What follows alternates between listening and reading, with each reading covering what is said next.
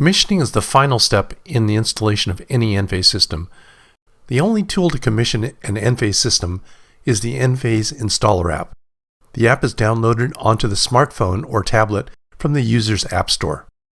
In this learning segment, we want to walk through and demonstrate an example of the commissioning steps for a 4th generation Enphase energy system in the installer app. After downloading the app, log in with the user email address provided from your installer company. Tap on the menu page and verify the email login. Check the version of installer app software and make sure you have the very latest version from your app store. Next, tap on Settings to go to the Settings page. In this page, make sure the IQ software and grid profile sections show up to date. If it isn't, tap Update to download the latest from the web, or if it's updating, allow the update to complete. This will make sure that the phone has the latest and greatest software for the system. Later, during system commissioning, the phone will check what software is loaded in all of the system components and update them from the phone if necessary. Okay, let's get started with commissioning a system. Tap the Systems tab on the lower part of the screen. This will take you to a list of system activations that have been created by your company. These activations will show a list of all the systems that are being installed by your company. Find the system activation that was created by searching for it in the search bar. You can select to search by site name, site ID, zip code, city, installer reference if your company has created one, or by the IQ Gateway serial number if that was input beforehand in the office and you know it. Our sample system is called the 4th generation demo system. I'll tap on it to select it and open the app page for that system. You should always check to make sure the information is correct. Tap on System Details and scan through the information to make sure it's correct. Make doubly sure the email address for the customer is correct. A wrong email address will cause a problem in the customer getting communication and monitoring from their system. In step 2, you'll define the specific system devices. We have one IQ gateway in our 4th generation system, so you would tap the plus sign once. When the screen expands, you can continue to define the rest of the devices in the system.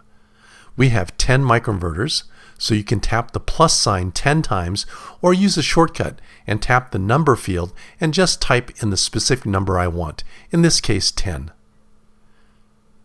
This is a 4th generation backup system, so there's one Enphase IQ meter collar, so you would add 1 to the meter collar device count. We have one 10C battery, so we would have to put a count of 2 batteries in. Now we will have to scan all our devices. To scan the gateway, the serial number will be in the combiner 6. Open the door of the combiner 6C and find the serial number of the gateway. You'll find this on the gateway door or on a sticker on the combiner 6C door. Note that the combiner 6C also has a QR code serial number, but that isn't the gateway serial number. If you scan this and get an error, find the gateway serial number and try again. After scanning the gateway, next scan the microinverter serial numbers. For ease of use, set the scanner to auto and scan from one serial number to another. If you scan in an invalid serial number, the scan tool will complain and let you know. The tool is smart enough to also not allow you to scan duplicate serial numbers either, so if you get a duplicate serial number error, just keep moving on until you have scanned all of the serial numbers. Next, scan the IQ meter collar serial number. The serial number is on a QR code printed on the meter collar. Scan the QR code and verify it was recognized by the installer app. When you scan the meter collar serial number, you may notice a pop-up asking if the meter collar is being installed by utility personnel or by the installer. Select the one that applies to your installation. In this example, the meter collar will be installed by the utility. Next, we need to scan the IQ 10C battery. As mentioned, the 10C is really 2 battery packs, so we need to scan 2 serial numbers. Open the battery compartment on the right side of the IQ 10C battery and locate the QR code serial number stickers and scan them in. Remember, there should be 2 per 10C battery. To ensure the wall side and user side battery packs are correctly interconnected, take a picture of the wiring compartment and upload it in the app. This will help Enphase support you to help if there is ever a problem. Confirm that you reviewed and wired the battery correctly.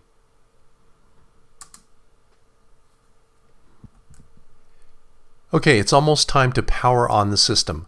Before we begin powering up the system, indicate whether you will have an external rapid shutdown switch or initiator.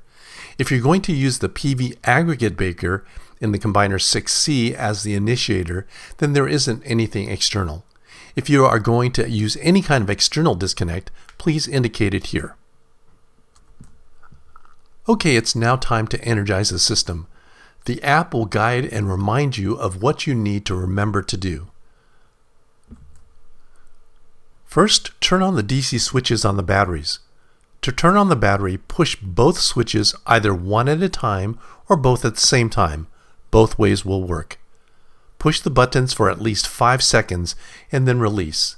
The battery light will turn on and start flashing red. Note, if the battery lights don't come on, check to verify the DC switch connectors were plugged in after you installed the battery cover. If the switches aren't connected, you won't be able to turn the batteries on. The next step is to electrically connect the IQ Combiner 6C to the main backfeed of the main panel. Turn the backfeed breaker on at the main panel.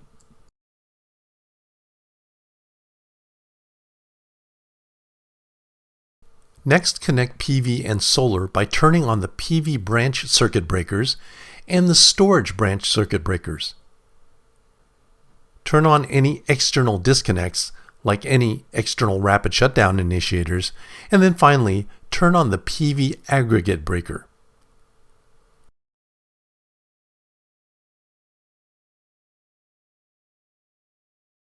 Tap on Site Configuration.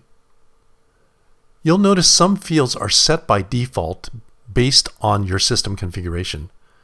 Check if you want to log site notes and add pictures. There are also some advanced settings where we can set up PCS or Power Control System parameters for different features like battery oversubscription and aggregate power export limiting, but we'll leave that for another lesson. Tap next to start configuring parameters. The first parameter, is this a whole home or partial home site? In this example, the system is going to be set up for whole home, so we would select this option. The next task in this section would be to define the Combiner 6C breaker details. For each of the breaker positions, use the drop-down menu to select the breaker's current amperage rating populated in those slots. In our example, no breaker is in slots PV1, PV slot 2, or PV slot 3, so for each of those you would put not used. PV slot 4 has a 20 amp PV branch circuit, so you'll have to select 20 amps for that. For battery breakers, battery slot 1 has a 40 amp breaker for one battery and nothing in battery slot 2. There isn't anything in the EV charger slot, so again we'll put not used. There's a standard 60 amp PV aggregate breaker that will work for the single 20 amp PV branch circuit configured in the system. After completing this, you'll need to submit this to save it. After saving, a breaker summary will give you a chance to verify that all the parameters you put in are correct. Next, we'll need to set battery mode. The two choices are export only and import only. Again, check out the PCS lesson to understand what these are. For busbar overload PCS, the parameters to input are: what is the main panel busbar rating? What is the main service breaker rating? Let's put this in now. Our electrical panel has a 200 amp bus rating, a main service breaker rating of 200 amps, and we're sizing for the maximum backfeed possible with the Combiner 6, which is 100 amps continuous, protected by a 125 amp main panel backfeed breaker.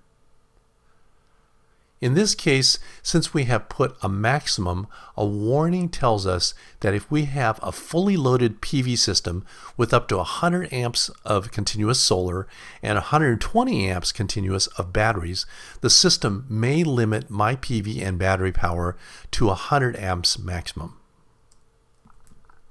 We won't have to worry about this in our configuration since we only have one branch circuit and one battery. The last parameter configuration we need to do is for the load controller we have in our system. To configure this, we first have to indicate the type of load we're going to do. We can choose load shedding or PV shedding. Load shedding is to get rid of loads that could stress the microgrid system if the grid goes down. The second option is PV shedding, which is disconnecting attached third-party or legacy Enphase PV. In our system example, we're going to be doing load shedding. Next, to configure this, we have to input the type of load we're going to shed. I have a well pump, and that's not in the list, so we'll just list this as Other. Now we need to define the behavior of the load controller that we want: basic, advanced, or manual. These options just define what to do with the load if the grid goes down and the system has to go into backup mode. Next, I'll show you how to add site notes and pictures. Just title a note and save it, and then you can add pictures. I'll do this quickly by adding a note and a picture for the Combiner 6C, Battery 10C, and meter collar.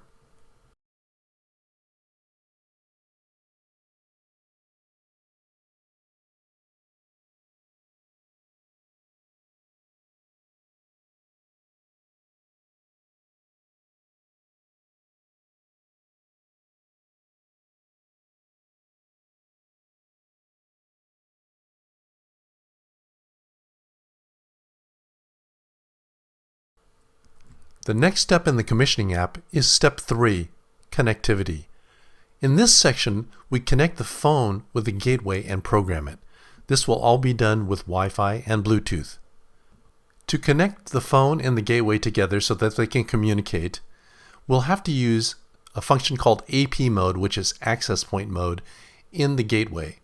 Installers may be familiar with this, but the simple steps are: number 1, open the door of the Combiner 6C, locate and momentarily push the AP mode button on the gateway.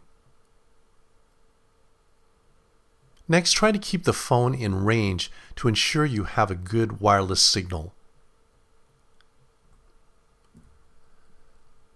Then tap Next where it says Connect to the IQ Gateway on the screen, and follow the pop-up windows and prompts to get the phone connected.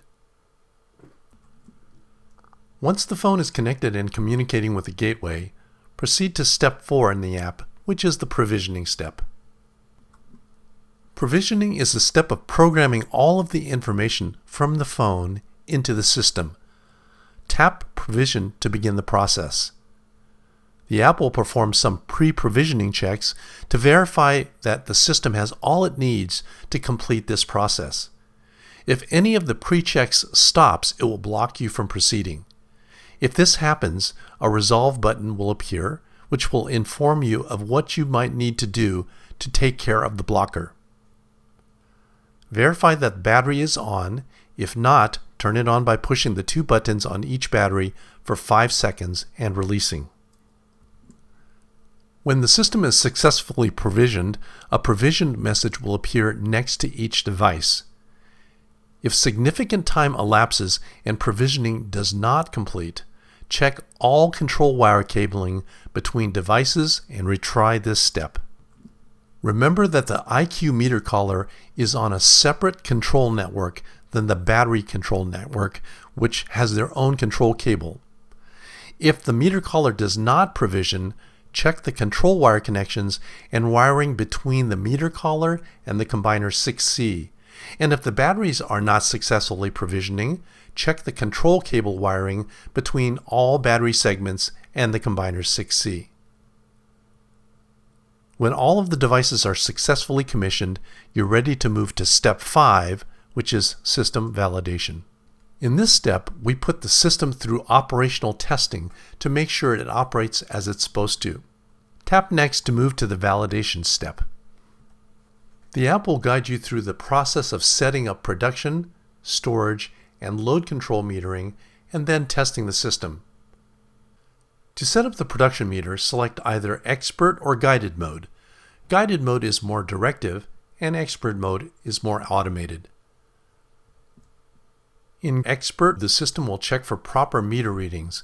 If all readings look correct, you'll be prompted to enable the production meter. If incorrect readings are detected, use the Guided mode to walk through identifying the potential problem. After the production meter is enabled, proceed to the storage meter configuration. Select Expert mode and enable the storage meter after meter check is completed. Go back to the Guided mode if the storage meter fails in Expert mode. After the storage meter is enabled, if you've selected to use the load controller, as we have in this example, you'll need to validate the load control operation. The system will ask you to shed the load.